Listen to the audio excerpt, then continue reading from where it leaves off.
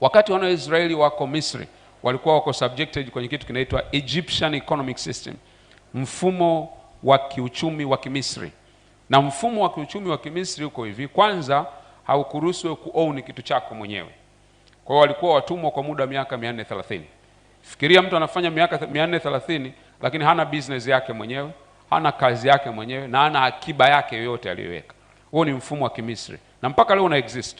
Mfumo wa kiuchumi wa Kimisri uliwafanya wakae katika mazingira ambayo hawezi kurithisha chochote kwa watoto wao. Yaani kila generation inaanza upya, kila kizazi kinaanza upya. Maana yake mtu asipokuwa makini anaweza akajikuta na hivyo, kila kizazi kinaanza upya.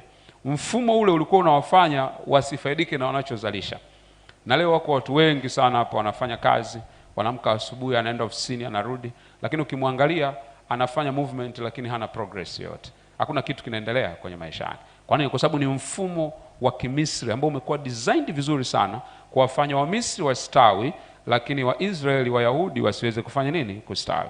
Kwa lazima uwe na understanding kwamba kwenda tu shule peke yake, kufanya kazi kwa bidii peke yake hakuwezi kukutoa peke yake. Ina maana lazima uwe na aina fulani ya maarifa ambayo yatakusaidia kutoka hapo ulipo. Sasa ukienda kwenye Biblia yako utagundua kwamba kusudi la Mungu kumuumba Adam ilikuwa ni kufanya extension ya kingdom yake.